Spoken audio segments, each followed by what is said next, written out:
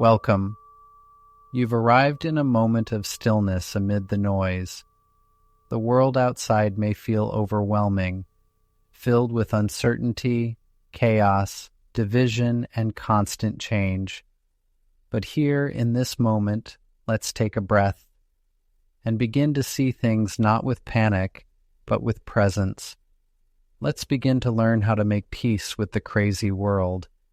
In recent months, the world has become even more turbulent.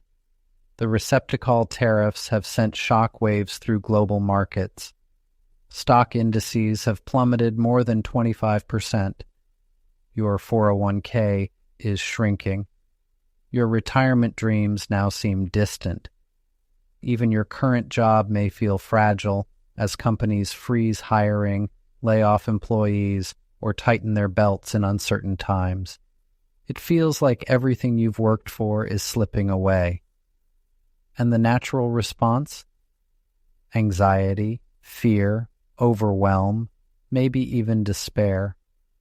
So the question becomes, how do you keep your mind at peace and not lose it in such a turbulent time?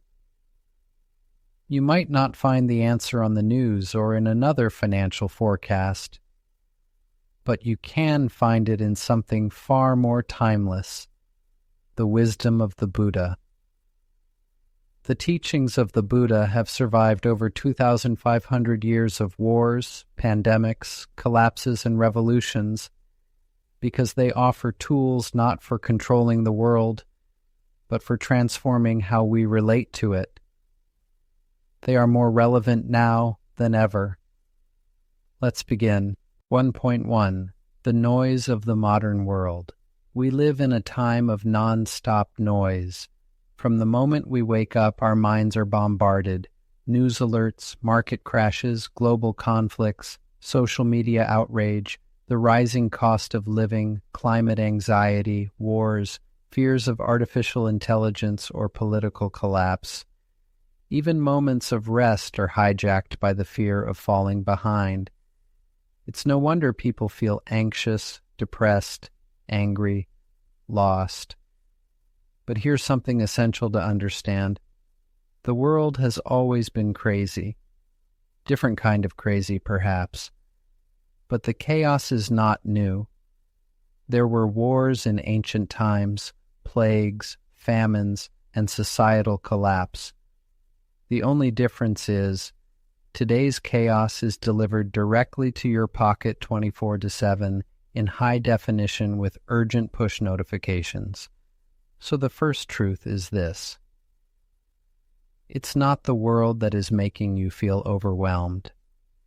It's your relationship to it. 1.2. Reclaiming the power of your attention. Your attention is the most valuable resource you own. Companies spend billions to capture it. Algorithms are designed to keep you angry, fearful, and engaged. Because when you're upset, you click more, you watch more, you consume more. But attention can be trained. It can be reclaimed. Right now, take a second to notice. Where is your attention? Is it spinning stories about things far beyond your control? Or is it right here, in this breath, in this moment? To make peace with the crazy world, you don't need to change the world. You need to change how you relate to it. This is the beginning of inner peace. 1.3. The myth of control. Much of our anxiety comes from trying to control what we cannot.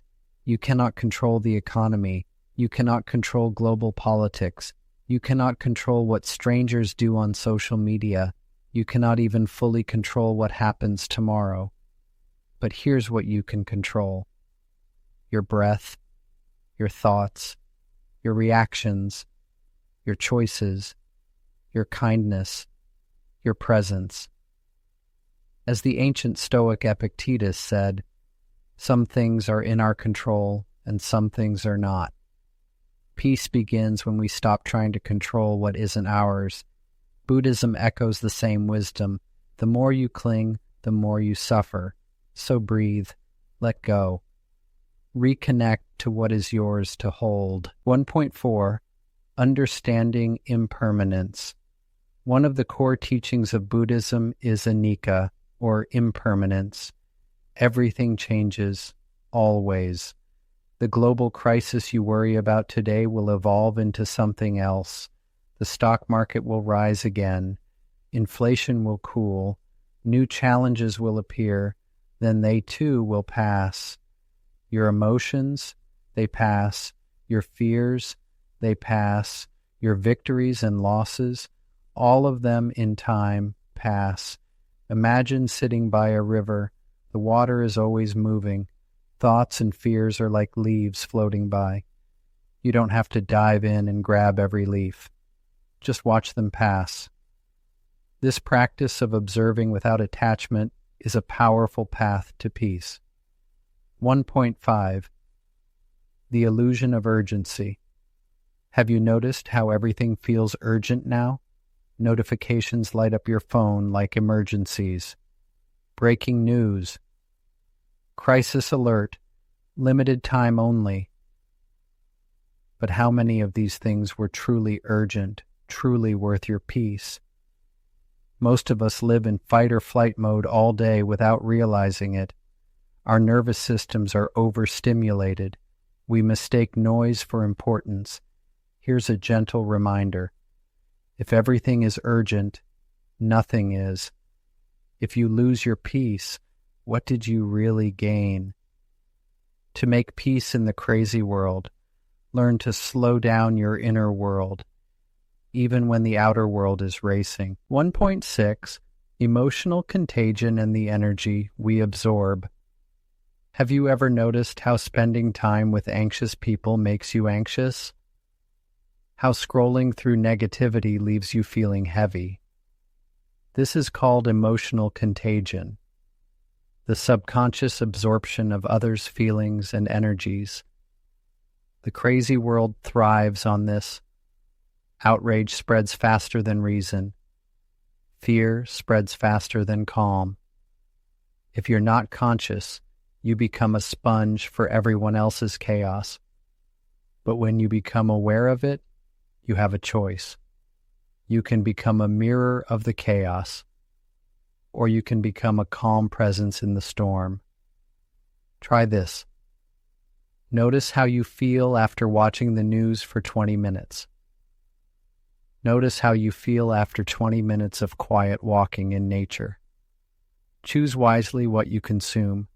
It shapes what you become. 1.7. The power of inner grounding. What does it mean to be grounded? It means you have an internal stability, like the deep roots of a tree. Even when the wind blows wildly above, the roots hold firm.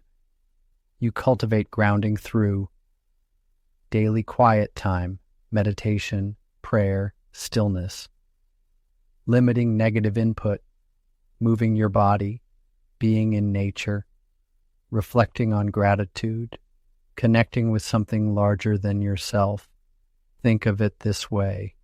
The world is a storm. Peace is not about avoiding the storm. It's about building a shelter within. 1.8. Detaching from the need to fix everything. Caring about the world is noble. Wanting to fix injustice, reduce suffering, and help others is beautiful. But carrying the weight of the entire world on your shoulders is unsustainable. It leads to burnout, hopelessness, even despair. Peace doesn't come from fixing everything. It comes from doing what you can with love and letting go of what you can't. A famous quote by Reinhold Niebuhr says, "Grant me the serenity to accept the things I cannot change, the courage to change the things I can, and the wisdom to know the difference." In other words, pick your battles, and don't forget to pick joy. 1.9. Practicing the pause. Here's a simple, life-changing tool. The pause. Before you react to something upsetting, pause. Before you send that angry message, Pause. Before you catastrophize the future, pause. Even a 5-second pause can break the cycle of reactivity. It creates a space, and in that space, you find choice, you find clarity, you find peace. Try this now. Inhale deeply for 4 seconds. Hold for 4 seconds. Exhale slowly for 6 seconds. Repeat 3 times. Notice how your mind already feels more spacious.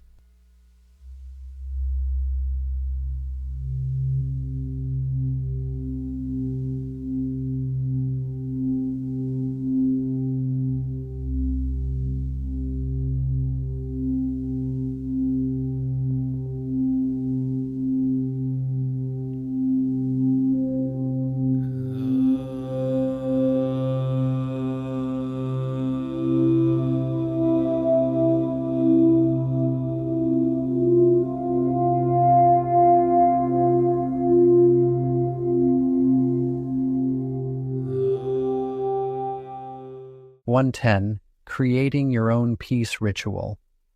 The world may be chaotic, but your inner world doesn't have to be. Start creating a daily peace ritual, a simple set of actions that anchor you, soothe you, and remind you of who you truly are beyond the headlines and noise. Ideas for a peace ritual: a quiet cup of tea each morning, phone-free, 10 minutes of meditation before bed, journaling, 3 things you're grateful for, reading something uplifting each day, stretching with slow breathing, listening to calming music or nature sounds. Your ritual doesn't have to be fancy, it just needs to be yours. 1.11 The role of compassion. When the world feels cruel, you can choose kindness. When people are angry, you can choose understanding. Compassion is not weakness, it's strength. It softens the heart, dissolves fear, and reminds us that beneath all the noise, we are human beings, all trying to find safety, love, and meaning. Sometimes the most radical act of resistance against a cruel world is to remain gentle, smile at a stranger, send a kind message, help someone quietly. These things matter more than we know. 1.12 Final reflection for Section 1. The world is loud, but your soul is quiet. Return to that quiet place often. You don't have to fix everything. You just have to remember who you are. Beneath the stress, beneath the fear, you are stillness, you are awareness, you are peace. 2.1 What is inner strength? Inner strength is not about being unaffected by the world. It's not about pretending everything is okay. It's not about forcing a smile when your heart is breaking or the economy is crumbling. True inner strength is about this: being able to feel everything, fear, sadness, confusion, without being ruled by it. It's the ability to hold chaos in one hand and calm in the other. 2.2 Mind like a mountain. In Buddhist teachings, the ideal mind is often compared to a mountain. A mountain does not run from the storm. It does not shout at the wind. It does not collapse under heavy rain. It simply is, grounded, present, still. Storms come and go, but the mountain remains. You can cultivate your mind in the same way. How? By practicing equanimity, a calm and balanced mental state, especially in difficult times. 2.3 Equanimity, upekkha, the forgotten superpower. In Buddhism, equanimity is one of the 4 immeasurables, alongside loving kindness, compassion, and empathetic joy, but it is often the least understood. People think it means not caring or being cold. But that's not equanimity, that's numbness. Equanimity is deeper. It is caring without clinging. It is involvement without drowning. It is love without losing your center. When the market drops, when a friend lashes out, when the future is uncertain, equanimity whispers, "This too is part of life. Let me meet it with calm." 2.4. Strength through understanding. Let's return to something we often forget when we're overwhelmed. Understanding reduces fear. When you don't understand what's happening, your mind fills in the blanks, usually with worst-case scenarios. But when you see clearly, when you understand how the world works, how impermanence and interdependence function, you begin to feel grounded. You no longer panic at every change. You understand that uncertainty is not the enemy. It's the nature of existence, and understanding the truth gives you power. 2.5. Fear, the great illusion. Fear often masquerades as reality. It whispers, "You're going to lose everything. You're falling behind. There's no way out. Everyone else is doing better than you." But fear is often just a projection, a movie your mind plays based on incomplete information, and Buddhism teaches that fear can be dissolved by awareness. Try this when fear strikes. Name the fear. Breathe deeply. Ask, "Is this happening right now, or is it just a thought?" Then let the thought float by, like a cloud in the sky. You are not your fear. You are the sky. The fear is just weather. 2.6. Taking refuge. The inner sanctuary. In Buddhist practice, practitioners are taught to take refuge in three things. 1. The Buddha, not as a god, but as a symbol of awakened potential. 2. The Dharma, the teachings and truth of how reality works. 3. The Sangha, the community of those walking the same path. You don't need to be a monk or a devout follower to use this wisdom. Think of it this way. Take refuge in your own capacity to awaken. Take refuge in truth over illusion. Take refuge in connection over isolation. These are the pillars of strength when the world shakes. 2.7. Acceptance is not giving up. There's a powerful shift that happens when you learn the difference between acceptance and resignation. Many people fear that accepting a tough situation, like a financial loss, job instability, or societal unrest, means giving up. But Buddhism teaches that true acceptance is the beginning of freedom. When you accept what is, you stop wasting energy fighting reality. You stop shouting at the storm and instead start building shelter, planting seeds, and caring for your inner garden. Acceptance is not giving up, it's waking up. 2.8. Creating space around the pain.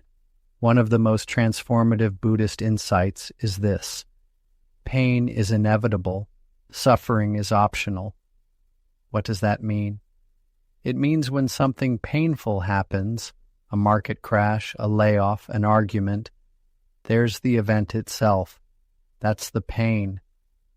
But then there's the story we add. This always happens to me. I'll never recover. I'm doomed. That's the suffering. And that part is optional.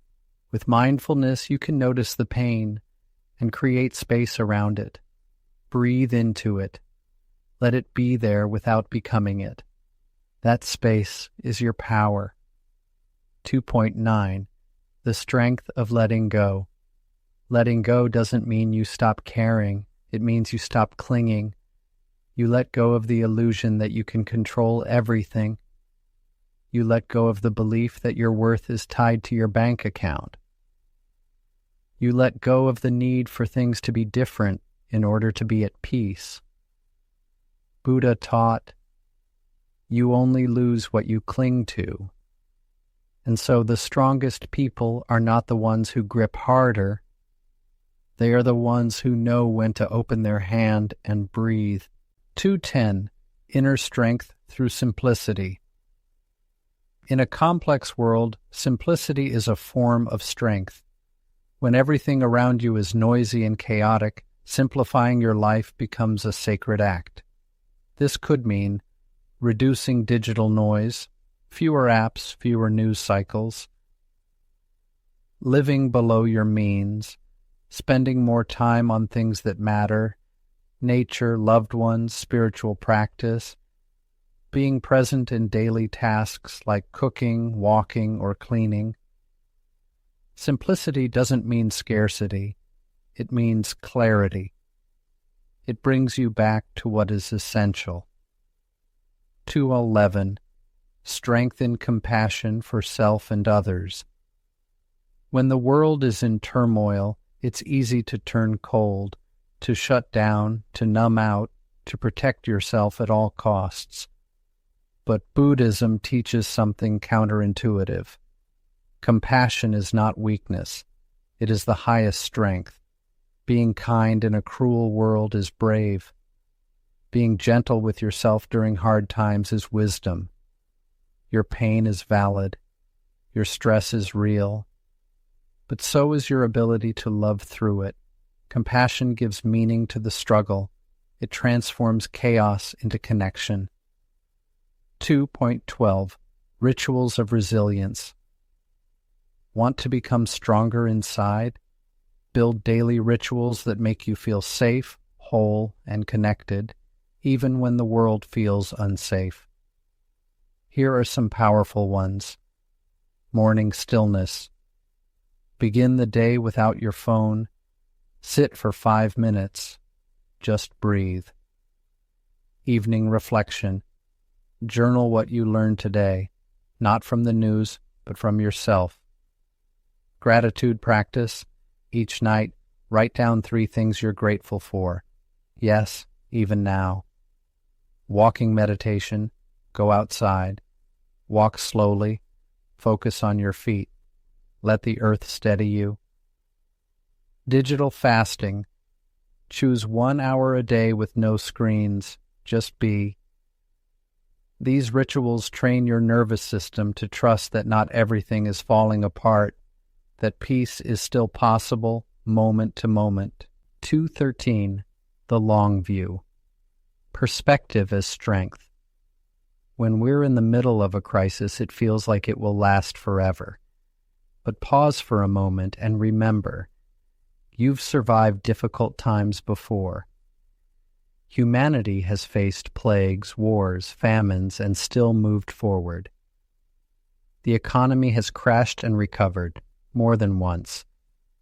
Even your worst days have passed. Take the long view, zoom out. Realize that this moment is a chapter, not the whole book, and you are still the author. 214. Final reflection for Section 2. Strength is not about dominating. It's not about winning at life. True strength is gentle, spacious, and unshakable because it comes from within. The crazy world may continue, but you are not at its mercy. You are the mountain. You are the calm in the center of the storm. You are the observer, not the chaos. Now, in this final chapter, we take that inner peace and begin to radiate it outward. Because while the world may be unstable, your peace can become contagious. You can become a source of calm, a center of gravity, a quiet lighthouse in a stormy sea. You don't need to change the entire world. You only need to change how you show up in it. Let's begin. 3.1. Your presence is a form of medicine. Sometimes we think we need to do something big to make a difference, but presence, true, grounded, peaceful presence, is healing in itself. When you enter a room with calm energy, people feel it. When you listen without judging, people soften. When you stay kind under pressure, Others find courage to do the same. You become the quiet in someone else's storm. Think about someone who once made you feel safe, even when life was spinning. You can be that person now, for friends, for family, even for strangers. 3.2. Being the eye of the hurricane. Imagine a hurricane, violent, spinning, chaotic. But in the very center of that storm is a place of absolute calm, the eye. That's what you're learning to become. While the world spins with economic fear, climate anxiety, divisive politics, and rising pressure, you become the still point. This is not spiritual bypassing. This is spiritual anchoring. From the calm center, you can still take action. But now, your actions are rooted in peace, not panic. In clarity, not confusion. The world needs more people like this. It needs you. 3.3. Living the Noble Eightfold Path in daily life. Buddhism offers a practical framework for living peacefully and wisely, the Noble Eightfold Path. You don't need to be a monk to practice it. You can apply it right in the middle of your busy, uncertain life. Here's how. 1. Right view. See reality clearly. Accept impermanence. Let go of illusions. 2. Right intention. Let kindness, non-harming, and simplicity guide your motives. 3. Right speech. Speak gently, truthfully, and only when necessary. 4. Right action. Act in ways that reduce suffering for yourself and others. 5. Right livelihood. Earn a living in ways that align with your values. 6. Right effort. Let go of what causes harm. Nurture what brings peace. 7. Right mindfulness. Be present. Notice your breath, body, thoughts. 8. Right concentration. Practice meditation. Train your mind to be still. These 8 steps are not rules. They are invitations to become the kind of person this world desperately needs. 3.4. From information overload to inner clarity. We live in the age of information. Too many voices, too many opinions, too many headlines pulling you in every direction, and yet none of them bring clarity, only more noise. What brings clarity is inner alignment, the quiet knowing of your values, your truth, your presence. Sometimes the best thing you can do for your mental health is to turn off the news, step away from the feed, and return to the simple rhythm of your breath. Clarity. 3.5. Peace as a daily choice. You don't find peace like it's buried treasure. You don't achieve it like a trophy. Peace is a choice you make, every day in every situation. It sounds simple, but it's powerful. Someone cuts you off in traffic. You pause, breathe, choose peace. A friend posts something upsetting online. You breathe, don't react, choose peace. Your financial future feels uncertain. You breathe, ground yourself, choose peace. It's not about being perfect. It's about being conscious. Every moment you have a fork in the road, react or respond, panic or presence, fear or faith. Peace is not passive, it's powerful. 3.6. Mindful action in a messy world. There's a beautiful paradox. When you stop trying to control the world, you actually become more effective in it. Why? Because your actions are no longer reactive. They are thoughtful, calm, clear. When your mind is still, you can make better financial decisions. You can speak more skillfully in tense conversations. You can show up as a leader, not just a follower of panic. So what does mindful action look like? You listen before speaking. 3.8. Compassion in action. Once your inner peace is strong, it naturally spills outward. This is not forced. It's not performative. It's natural. You begin to check in on friends. You share encouraging words online. You offer time or money when you can.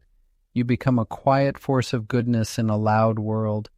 This is engaged Buddhism. Not escaping the world, but serving it with love. You don't have to save the planet. But if you make one person feel seen, heard, supported, that is sacred work.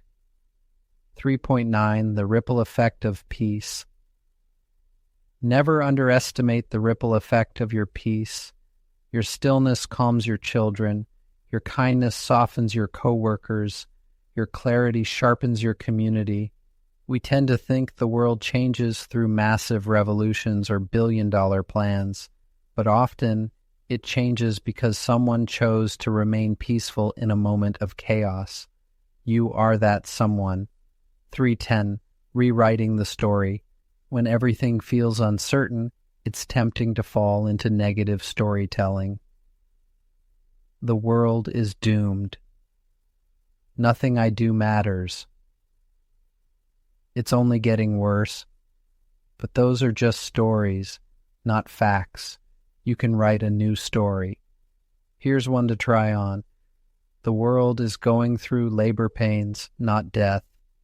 Something new is trying to be born. I can be part of the healing, not the hurting. I choose to walk through the fire calmly and help others do the same. Your story matters. Choose one that lifts you.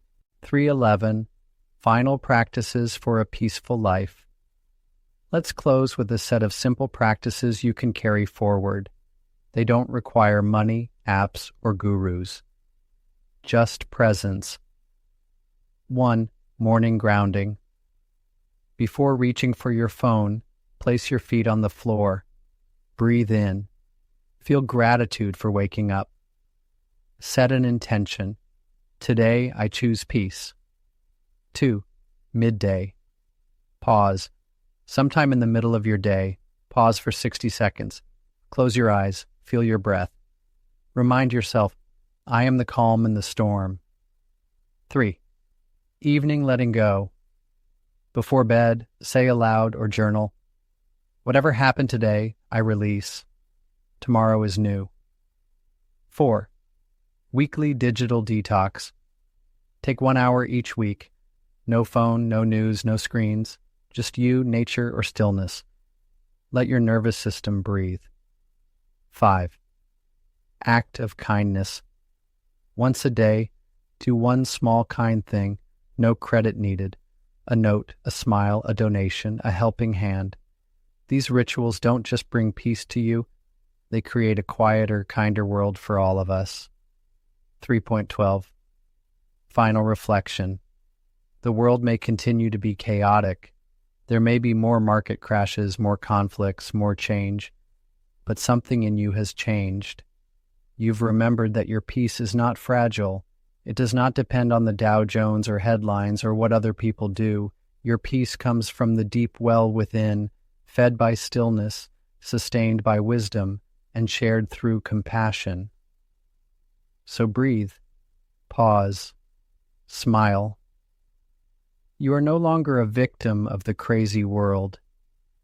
You are a peaceful presence in the crazy world, and that changes everything.